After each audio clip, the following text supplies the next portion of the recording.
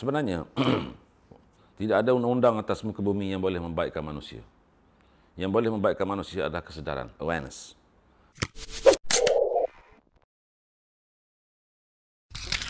Allahu Akbar. Allahu Akbar. Islam in Malaysia was first introduced by traders arriving from Arabia, China, and the Indian subcontinent that became established in the 15th century. Today, 63.5% of its population practices Islam in a multicultural and multi-confessional nation, while establishing Islam as the religion of the Federation to symbolize its importance to Malaysian society. Nevertheless, the Constitution makes Malaysia a secular country that guarantees freedom of religion, with 18.7% Buddhist, 9.1% Christian, 6.1% Hindu, and 2.7% accounted for by other faiths, including Sikhism, the Baha'i Faith, and other belief systems. However, since Kuala Lumpur became a federal territory of Malaysia on February 1st, 1972, the city has since become the fastest growing metropolitan area in the country with the highest population, with Islam accounting for 46.4% of the population. Consequently, Islam has become one of the benchmarks for development, economics, and multiculturalism. Half a century has gone by. How is Islam perceived today, nationally and internationally? Has Islam progressed through time and change for a better Kuala Lumpur? The Vibes, Culture and Lifestyle presents a special series to show the many colors and shades of Kuala Lumpur in celebrating its Golden Jubilee year in a special interview with Yayasan Prihatin Nasional Board of Trustees Datuk Tuan Asmawi Tuan Umar. Sebenarnya kalau kita lihat dari segi perkembangan kemajuan hal-hal Islam di wilayah persekutuan agak begitu overwhelming daripada pre and post, daripada penubuhan wilayah persekutuan. Sebab sebagaimana yang kita tahu, kalau sebelum ini adanya agensi-agensi seperti mana yang kita tahu BAHIS, Bahagian Hal-Ehwal Islam, dan ditukarkan kepada Jabatan Kemajuan Islam Malaysia, adanya di peringkat wilayah sendiri Jabatan Agama Islam Wilayah Persekutuan, itu pun baru. Ini menunjukkan bahawa pri pentingnya di mana wilayah persekutuan, urusan agama ataupun hal ehwal agama berada langsung di bawah Duli Yang Maha Mulia Seri Paduka Baginda Yang di-Pertuan Agong selaku Yang di-Pertuan Ketua Agama Islam di Malaysia, dan secara tidak langsung juga Baginda adalah yang menjadi pentadbir kepada hal ehwal Islam di wilayah persekutuan. Jadi saya melihat macam hari ini dengan kepelbagaian agama yang ada di wilayah persekutuan, kita melihat agama Islam itu mampu untuk menjadikan, orang kata, ketua dalam agama-agama, maksud saya ketua dalam konteks kemajmukan ataupun majoritinya. Jadi daripada situ kita adanya Kristian, Buddhis, Taoism dan juga agama-agama lain, kita boleh ada dipanggil religious cohesiveness. Dan ini adalah merupakan satu, orang kata, resepi Malaysia, resepi wilayah persekutuan bagaimana untuk kita mewujudkan perpaduan dalam kepelbagaian. Dan saya melihat urusan-urusan ini dari kedepannya, contoh bagaimana hal ehwal Islam di wilayah persekutuan khususnya dengan adanya Majlis Agama Islam Wilayah Persekutuan, yang mana di bawah ini adanya pusat pengurutan zakat, dan secara tidak langsung agensi ini menjadi tonggak kepada umat Islam untuk membantu orang Islam, terutamanya dari konteks mereka yang berada di bawah paras kemiskinan, mereka yang dikatakan penerima golongan zakat dan sebagainya. Ini berkat daripada kemajuan hal ehwal Islam yang ada di wilayah persekutuan itu sendiri. Jadi saya memuji sikap Majlis Agama Islam Wilayah Persekutuan yang telah memperuntukkan boleh membantu negeri lain. Contoh baru ini telah mengeluarkan dalam 4 juta peruntukan untuk pendidikan, untuk selangkah ke Menara Gading. Lepas tu berikan lagi bantuan 3.8 juta. Ini semua duit umat Islam untuk membantu meningkatkan kualiti pendidikan kepada anak-anak bangsa yang bukan sahaja di wilayah persekutuan. Dan insya-Allah kalau pada masa-masa mendatang kita lihat Majlis Agama Islam ini sebagai tonggak kepada hal ehwal Islam yang ada di wilayah persekutuan, mereka akan terus memberikan sokongan sebab dana kita sendiri, dana tidak melibatkan dana. Jadi pihak orang Islam, non-Muslim rasa mereka pun sudah faham, tidak ada prejudis bahawa ini adalah dana daripada umat Islam. Kalaupun perbelanjaan itu dibuat umpamanya, tidak ada isu yang timbul sebenarnya.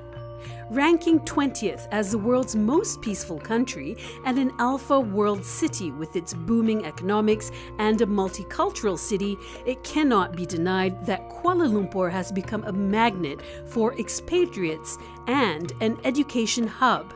However, will this allow for the arrival of unsolicited Islamic dogmata into society as practices of any other form of the religion, such as Shia, is restricted by the government? Kita melihat dari segi kemasukan kaum-kaum asing ke Malaysia, umpamanya mereka kebanyakan daripada pelajar, ahli perniagaan, expatriate dan sebagainya.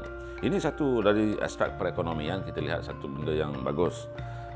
Dari sudut praktis agama ataupun pengamalan agama, kita Malaysia masih lagi, kalau nak ikutkan dari segi konsep penyerapan pengaruh isu-isu Wahabi dan sebagainya yang dikatakan bukan ahli sunnah wal jamaah dan Syiah dan sebagainya, itu di negara mana pun akan ada pengaruh itu sebab dasar mereka ni untuk membuat orang kata infiltration and plus penetration kepada negara-negara yang mereka jangka menjadi prospek. Dan Malaysia tidak juga terlepas daripada jangkauan itu. Jadi jangan kita pandang rupa kulit sebab Islam tak pandang benda itu semua.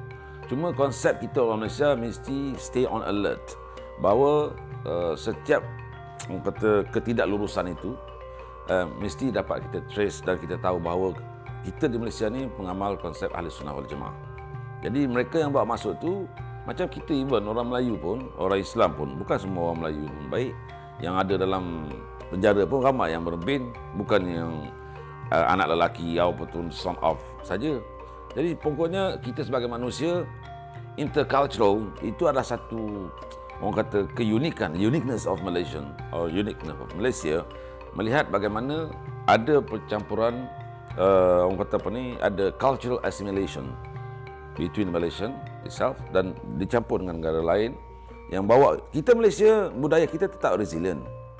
Cuma yang jadi masalah dia adalah orang-orang Malaysia yang youngsters. Mereka cepat being influenced with the rest of the other culture. Umpamanya mereka ni suka tengok culture ini, mereka tiru dan sebagainya. Tapi secara keseluruhan kita tidak ada yang goyang lah, maksudnya dengan walaupun apa, Malaysia is tetap Malaysia. Nevertheless, Kuala Lumpur, among many other things, with developed infrastructure and innovative government policies, the city appears to be retroactive in the aspect of Islamic teachings, especially so during the holy month of Ramadan, when certain quarters choose to take matters into their own hands. Kisah membawa orang yang tak puasa masuk van jenazah ni adalah satu yang agak kita lihat boyish dan childish, kekanak-kanakan. Seolah-olah kita macam tidak ada stern actions dalam soal legal untuk kita mengambil tindakan. Sebenarnya tidak ada undang-undang atas muka bumi yang boleh membaikkan manusia. Yang boleh membaikkan manusia adalah kesedaran, awareness. Jadi kalau kita buat macam tu, barangkali akan menimbulkan dendam, personal grudge against the government, against the religious departments. Jadi benda ni tidak akan unfinished business. Apabila unfinished business, diorang seolah-olah dengan proudly said dan I'm not fasting today. So I'm not fasting openly. So who else to tangkap saya? Jadi benda ni akan jadi orang pemain. Macam orang kata dengan kes khalwat 3K only. Orang I can stand by my money for the next case. Jadi seolah-olah macam tu. Jadi on my personal point of view, macam bawa orang dalam van jenazah, kalau orang tak puasa mandi macam tu. You just imagine kalau seorang you boleh buat, 2 orang you boleh buat, 5 orang you boleh buat. Katakanlah yang tak puasa 50. Jadi pegawai agama tak ada kerja lain nak mandikan jenazah tu sampai ke buka puasa. Tak habis lagi saya rasa. Jadi apabila benda ni tak selesai, orang nampak tak kita kerja tak settle. Sekarang ni kalau you nak saman, you saman. Itu selesai. You tak puasa, berapa you nak tak? Kalau you nak kata 5, okey, you tak puasa 1,000, umpamanya lah, umpamanya. Okey. Sekarang ni, like it or not, you tak puasa, bagikan mungkin bawa lock up dan sebagainya. Kau orang takut. Itu dah memang terbukti. Undang-undang macam tu, kita lebih matured terhadap tindakan kita. Kalau kita buat macam itu, mungkin orang buat lagi, kita minta orang ramai. The main focus Islam adalah dalam surah Al-Imran 159 disebutkan, فَبِمَا رَحْمَةٍ مِنَ اللَّهِ لِنْتَ لَهُمْ وَلَوْ كُنْتَ فَظًّا غَلِيظَ الْقَلْبِ لَانْفَضُّوا مِنْ حَوْلِكَ. Maka dengan berkah kerahmatan daripada Allah Subhanahu Wa Taala, Allah sebut apa? Linta lahum. Hendaklah kamu berlemah lembut dengan mereka. Walau kunta fadhan, kalau kamu bersikap kasar. Walau kunta fadhan ghalizal qalbi, dan berkeras hati, lam faddu min hawlik, mereka akan lari daripada kamu. Dakwah ni nak mengetuk pintu hati orang bukan satu kerja mudah. Cara Nabi macam mana? Sebab itu Allah Subhanahu Wa Taala sebut dalam Quran. Ud'u ila sabili rabbika bil hikmah. Dakwahlah orang kepada jalan Tuhan kamu dengan bijaksana. Wal mau'izatul hasanah, dan peringatan yang baik. Kita tak pernah kata marah orang dan sebagainya cara nak dakwah, sebab undang-undang tak boleh nak baikkan manusia. Cuma yang boleh baikkan manusia adalah awareness. Ini prosesnya bermula daripada kesedaran.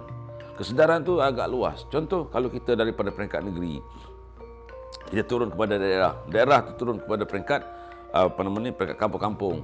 Beritahu kepada family kesedaran beteri pentingnya kita puasa. Kalau kita buat, negeri sekian membuat kempen anda ini Ramadanku terakhir. Kan Allah mak. Takut juga. Ni ada baca, kau tak puasa aku tangkap kau masuk dalam van. Aduh.